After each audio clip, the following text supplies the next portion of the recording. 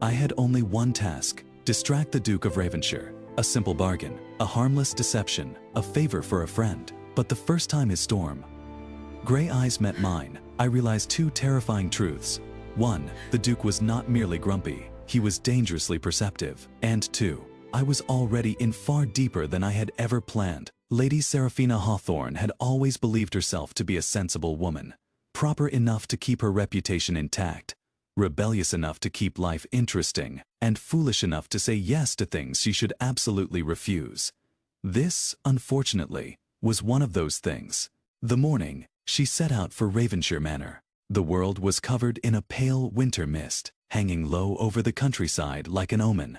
Her carriage wheels creaked as they moved along the frozen road, her gloved hands tightening nervously around the letter she had read 100 times. Charlotte's handwriting was unmistakable, soft, hurried, emotional. Sarah, he will never allow me to marry Thomas. You know, Adrian, he protects me so fiercely that sometimes it feels like a prison. Please distract him, just until Thomas and I can secure our engagement. For my happiness, I beg you. Seraphina had stared at the letter for a long time before whispering to herself. Distract the Duke of Ravenshire. Distract Adrian Blackthorne. With what? My charm, my non-existent innocence, my entirely unimpressive dowry. Yet, despite her doubts, despite the madness of the plan, she had agreed. For Charlotte, for love, and perhaps, if she was being brutally honest, because the idea of facing the infamous Duke stirred a strange, dangerous curiosity inside her.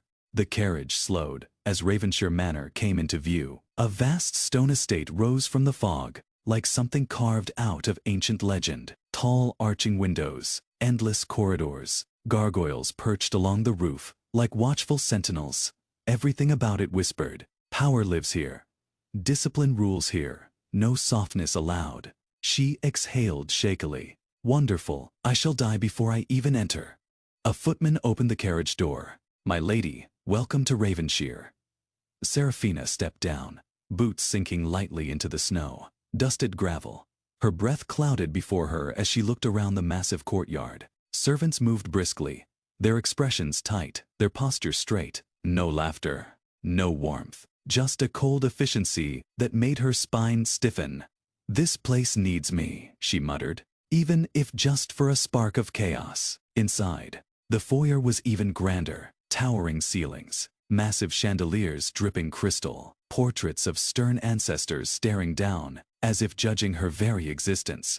But none of them were half as intimidating as the man who stood at the center of the room, the Duke of Ravenshire, Adrian Blackthorne, tall, dark-haired, shoulders broad enough to block out the light behind him. His black coat was perfectly tailored, emphasizing every angle of his rigid form. His jaw was sharp, his cheekbones cut, like they were forged with the same precision as his reputation, and his eyes gray, not soft, gray, not cloud, gray no, storm, gray, the kind that warns sailors to turn their ships around. He was reading documents held by a footman, but when Seraphina entered, he lifted his head. The air seemed to tighten, like even the manor was scared to breathe wrong around him. You're late, he said, his voice deep, cool, and carved in steel. Not a greeting, not a welcome, just a verdict. Seraphina blinked.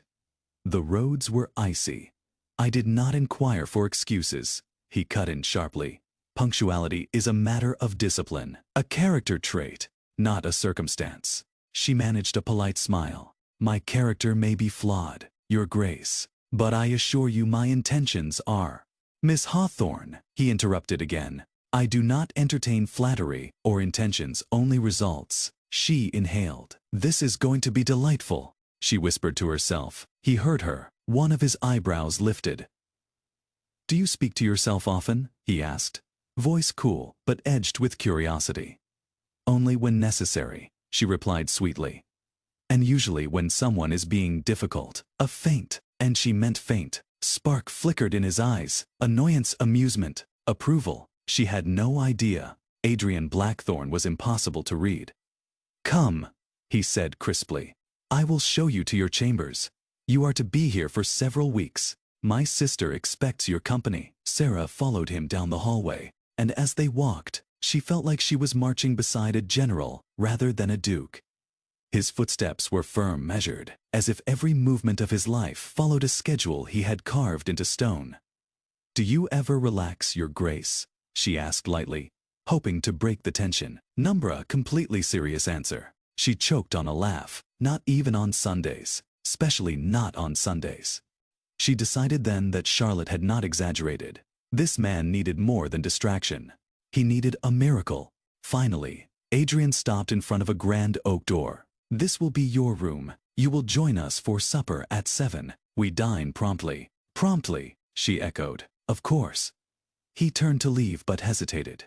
Just for a brief, curious moment. His eyes swept over her face, slow enough to feel like a touch, careful enough to feel deliberate. "Miss Hawthorne," he said quietly, "I hope you understand that Ravenshire Manor is not a place for foolishness.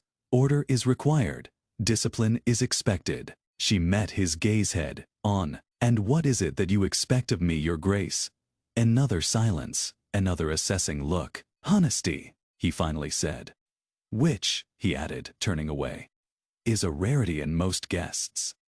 The door closed behind him, and Serafina pressed her back to it, letting out a shaky breath. Distract him. Seduce him.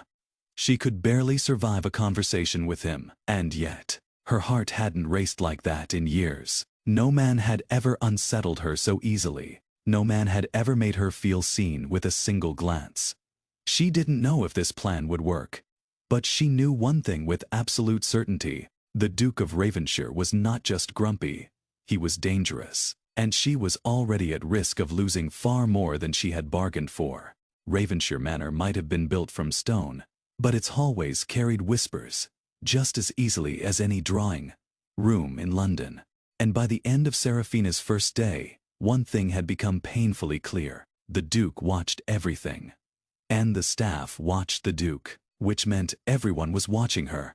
At supper that evening, she felt the weight of those unblinking eyes. The moment she stepped into the candlelit dining hall, Adrian Blackthorne sat at the head of the long polished table, his posture so straight it could have been used to measure the alignment of the earth. Charlotte sat beside him, radiant, nervous, hopeful. "Serafina," she whispered, rising to greet her with a warm embrace. "You came." Sarah smiled. "I made a promise." Charlotte whispered near her ear. "Just distract him. Anything." Adrian cleared his throat, and both women sat. The dining hall glowed under tall candelabras, each flame reflecting off silver and crystal. A storm raged outside, thunder rolling across the estate. But inside, silence dominated. Adrian ate with military precision. Serafina tried not to stare. But every time she looked up, she found him watching her. Not politely, not curiously. Studying her. Finally, Charlotte attempted conversation. "Brother, Serafina has always loved winter estates. She thinks them romantic." Adrian's eyes flicked toward her. "Romantic?" Sarah forced a graceful smile. "Yes, your grace. There is something beautiful about the cold. It makes every little warmth feel earned." The Duke set down his knife. A tiny shift, but enough to still the entire table. "And how do you define warmth, Miss Hawthorne?" he asked, voice low but intent. Sarah froze. Was he flirting? No, absolutely not.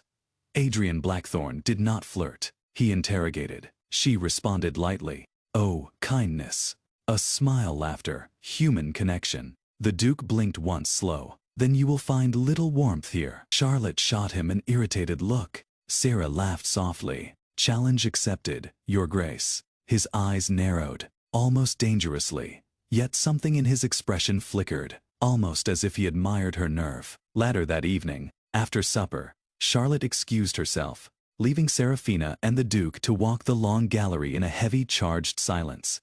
Sarah broke it first. "You seem troubled, your grace." "I am not troubled. You always look troubled." He turned his head sharply. "And you are unusually bold, I have been told. And you consider it a virtue, when used carefully." "Yes." He stopped walking, turned fully toward her. His height, his presence, his nearness, it all pressed around her like a tightening net. "And what purpose does your boldness serve here?" he asked quietly. "In my home." "You should not wish for that," he finally said. His voice carried something almost like warning. "Why not?" she whispered. "Because I am not a man who is easily understood," he replied, "and even less easily forgiven." His words sent a chill down her spine. Not fear, curiosity, a hunger to know who he truly was beneath the armor. But she forced a polite laugh. "Surely you exaggerate." "I never exaggerate." His jaw tightened. "And you, Miss Hawthorne, ask too many questions." She lifted her chin. "And you, Your Grace, answer too few." A spark, sharp heated, passed between them. Then he turned away, beginning to walk again. "You are not what I expected," he said quietly. "And I do not like surprises." "But perhaps," she murmured, following him, "you need them." He stopped again, this time so suddenly, she nearly collided with him. "Need," he repeated, turning his head just enough for her to see the change in his eyes. "Miss Hawthorne, I do not need anything." A lie. A beautifully spoken lie. She could feel it in her bones. The next morning, Sarah stepped into the snow-covered garden for fresh air. Frost covered every branch, glittering under the weak winter sun. Her cloak billowed behind her as she walked along the stone path, and nearly crashed into a solid, unmoving figure standing by the hedges. "Adrian." He didn't turn, but said quietly, "Most guests do not rise this early." "Most guests are not trying to impress the Duke," she said before she could stop herself. He faced her slowly. "Are you?"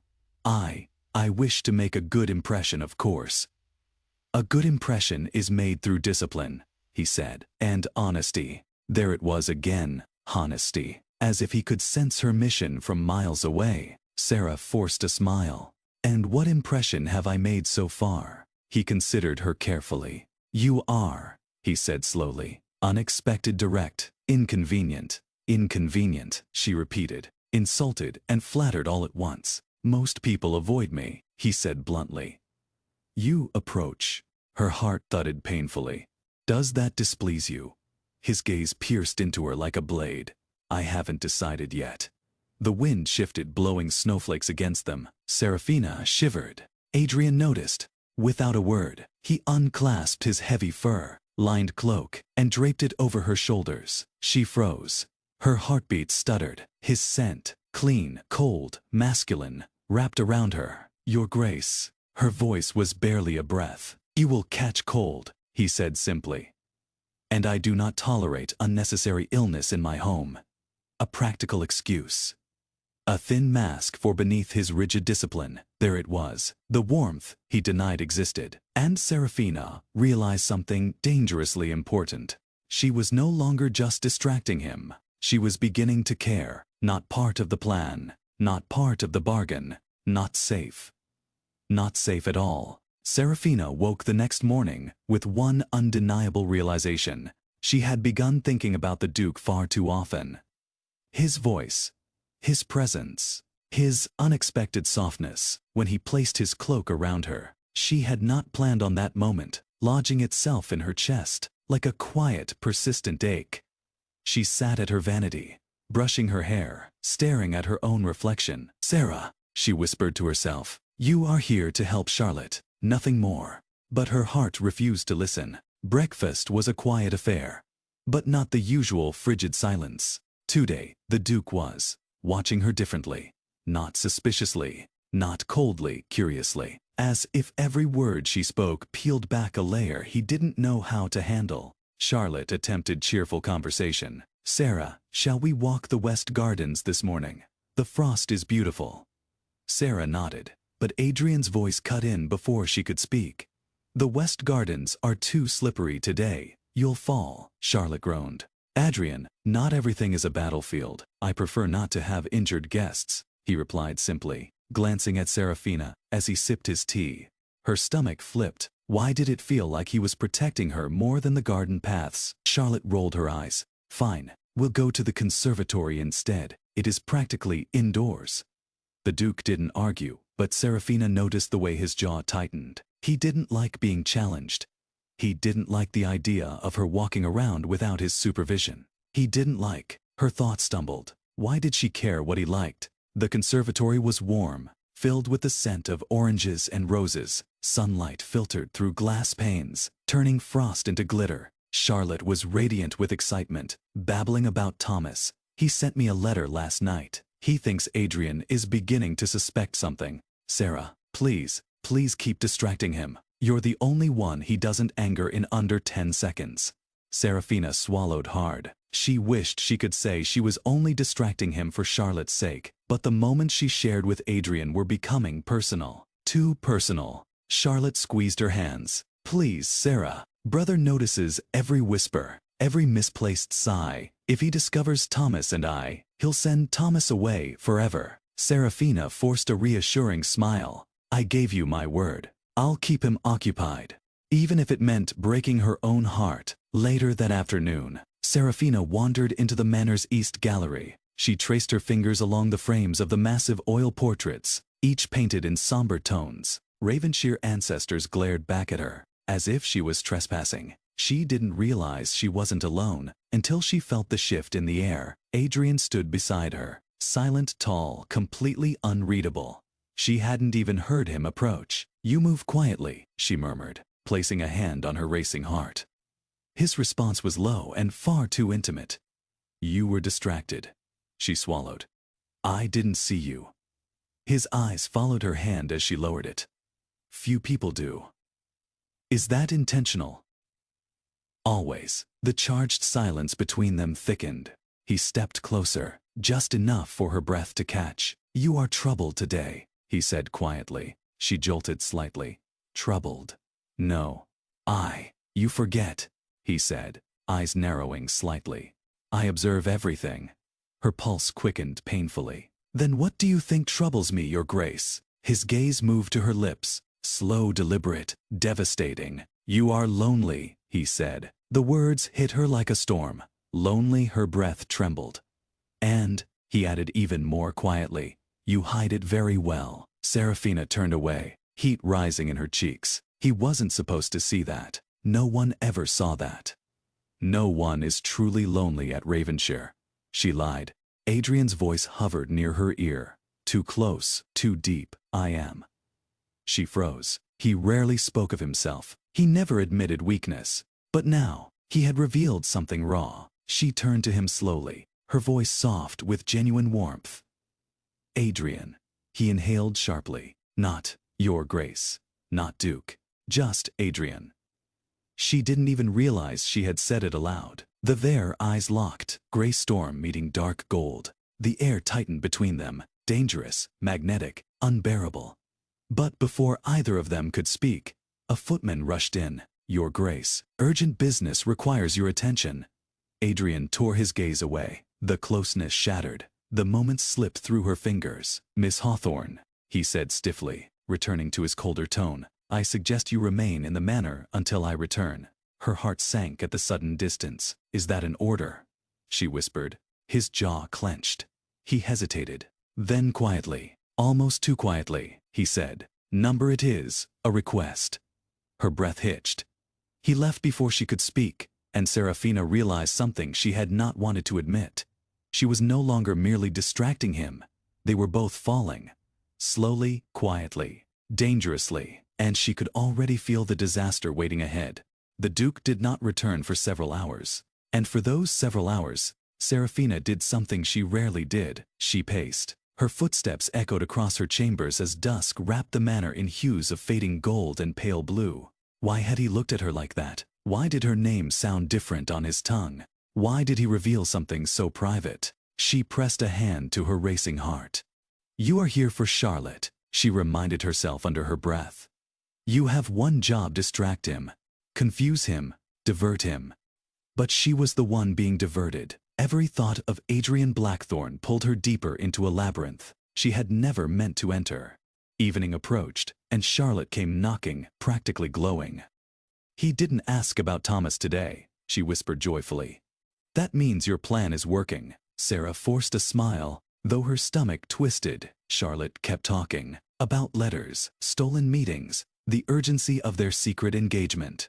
Her voice was full of hope, and that hope chained Sarah's heart to guilt. She nodded, reassured her, promised again she would keep Adrian distracted. But when Charlotte finally left, Serafina pressed her forehead against the door, breathing unevenly. "This is wrong," she whispered. "Wrong. Because I feel something I should not." She had stepped into this house for her friend's future, yet she was endangering her own heart. Later that night, unable to sleep, Serafina wandered the manor's long corridors. Moonlight spilled through tall windows, draping the floors in silver. That was when she heard it, the faintest crack of a door. She turned. The Duke emerged from his study, coat missing, hair slightly disordered, as though he'd run his hands through it one too many times. He looked exhausted, haunted, human. When his eyes found her, he stopped. "Miss Hawthorne," he said softly, not coldly, not sternly, softly. She swallowed. "You're back late. I had matters to resolve." A pause. "You should be asleep." "And you," she countered. He exhaled. "The storm delayed everything. I could not rest."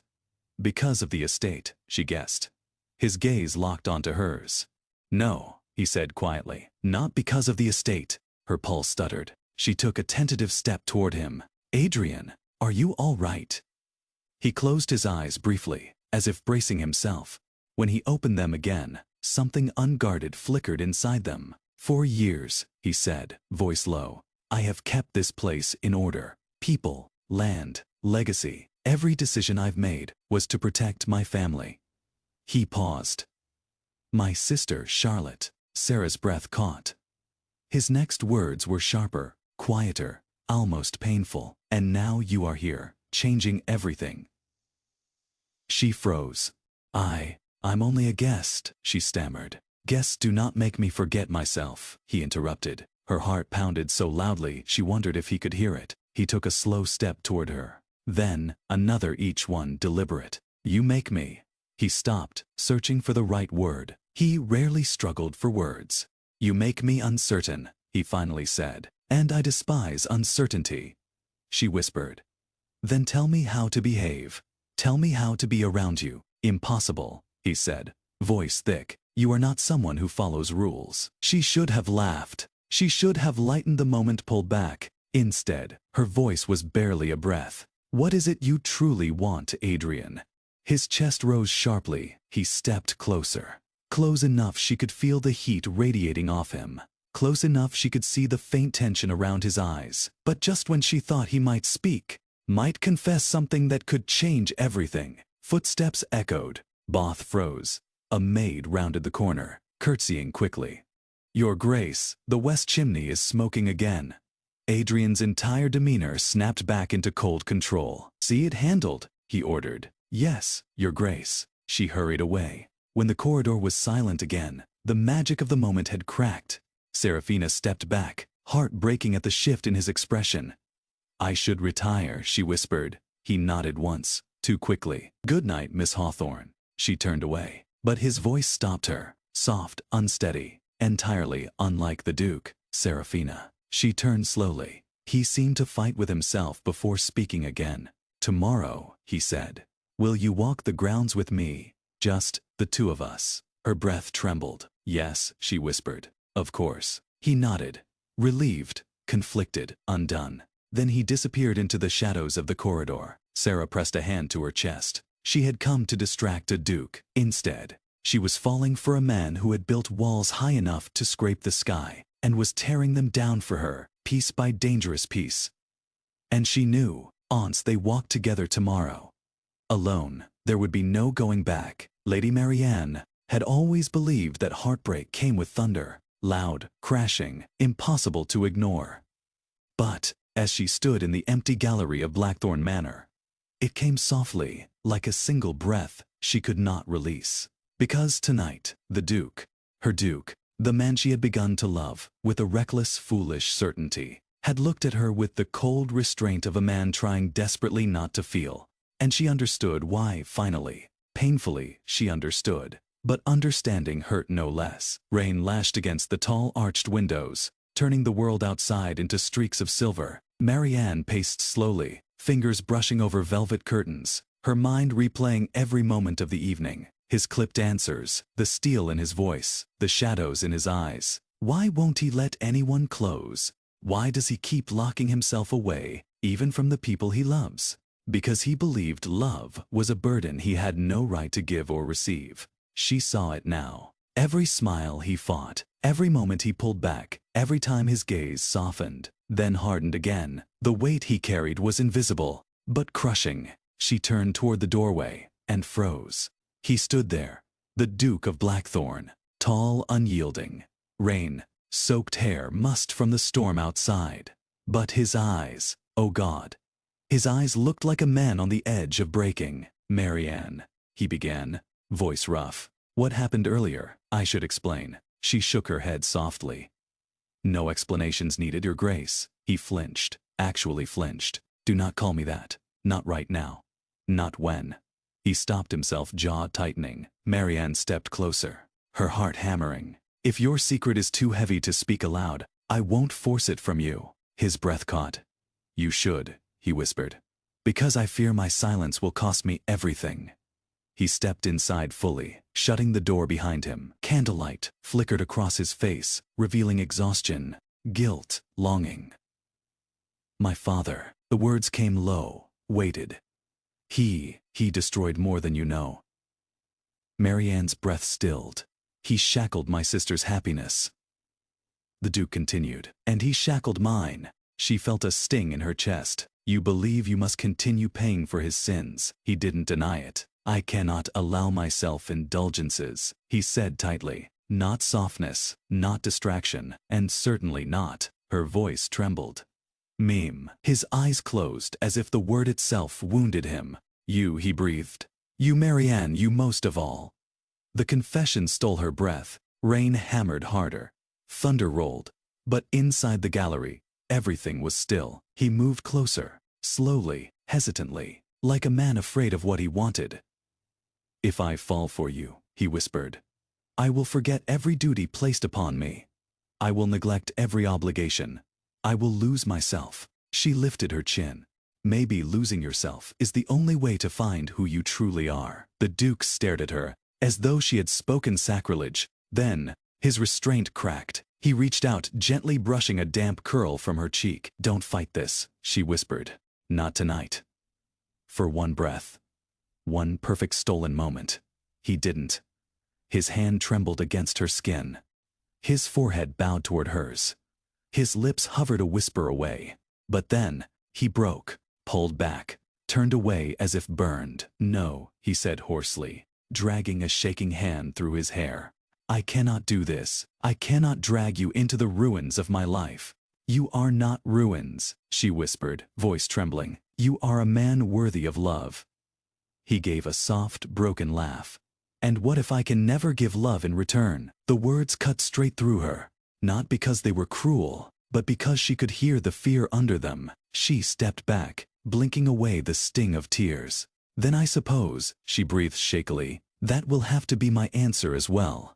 His head snapped toward her, eyes wide, wounded. Thunder cracked above them as she moved past him, her skirts sweeping like a curtain falling on the moment they almost had. She reached the door, hand trembling on the handle. But before she opened it, she whispered, "I can endure many things, Your Grace, but not being half-wanted." Silence. Then his voice, low, raw. "You are wanted, more than you know." She didn't turn. "Then want me enough," she whispered, "to stop running." With that, she left him standing alone in the gallery, a man drowning in the very walls he had built. And for the first time, the Duke realized he might lose the one woman who could save him. The manor slept under the weight of a storm. But neither the Duke nor Marianne found peace in the quiet hours before dawn. Marianne's footsteps echoed down the long corridor as she left the gallery, each step feeling heavier, as though her heart were dragging behind her. She paused only once, at the foot of the grand staircase, pressing her hand against her chest to steady the ache, tightening there. She had walked away from him, but she had done so because she loved him, not enough to cling, but enough to let go. Upstairs, a single candle flickered in her chamber, casting a warm, trembling glow over the room. She sank onto the edge of the bed, holding the fabric of her gown as though it might anchor her. Rain hit the windows in steady sheets, relentless, like the thoughts flooding her mind. "He cares. He wants me. But he's terrified to want more." She closed her eyes. "And that is something I cannot fight for him. Not anymore." Down in the gallery, where she'd left him standing alone, the Duke remained rooted to the same spot. The echo of her words carved into him so deeply, he feared they might never leave. Then want me enough to stop running. He pressed both hands against the edge of the mantelpiece, head bowed. A storm raged outside, but nothing compared to the battle warring inside his chest. Fool, he muttered to himself. A coward. He had faced Parliament, armies of expectations, the entire weight of his father's legacy. But one woman's trembling whisper had undone him more thoroughly than anything before. Because she was right.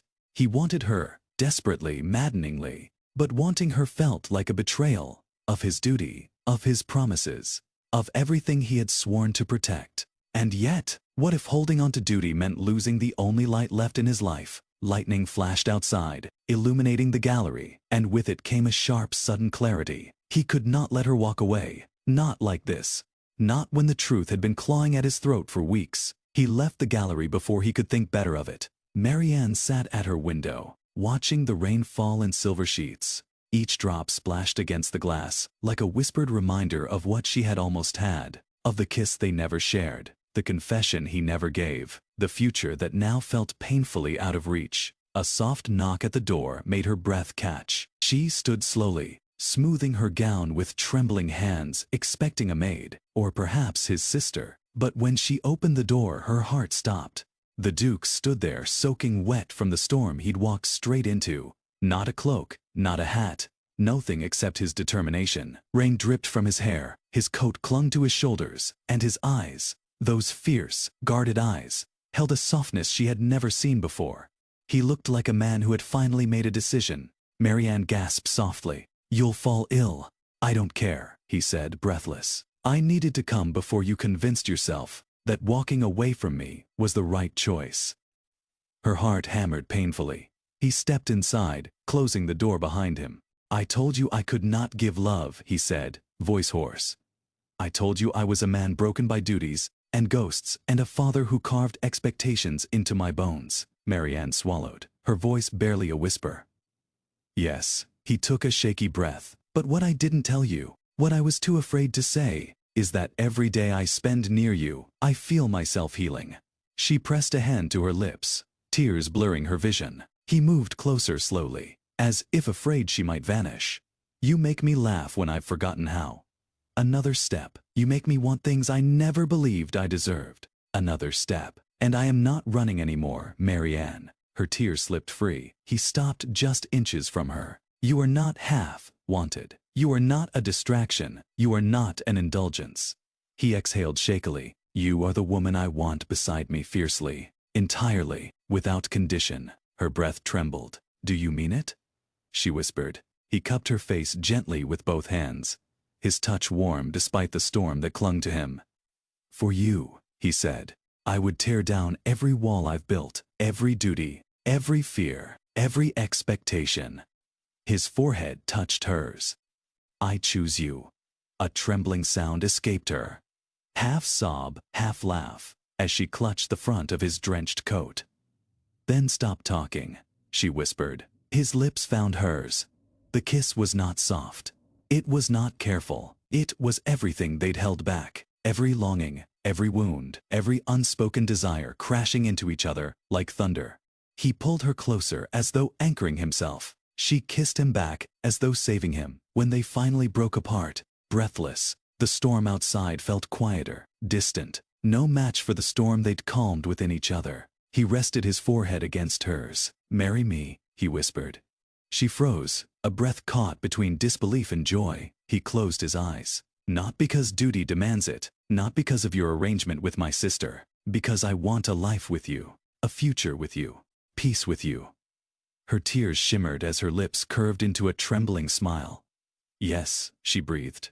"Oh God, yes." He exhaled shakily, pulling her into his arms, holding her as though afraid the world would take her away. But the world, for once, seemed willing to let them have this moment. The storm outside finally broke into a gentle drizzle, soft, cleansing, like the beginning of something new, something earned, something chosen, something meant. And for the first time since meeting him, Marianne felt completely, undeniably cherished.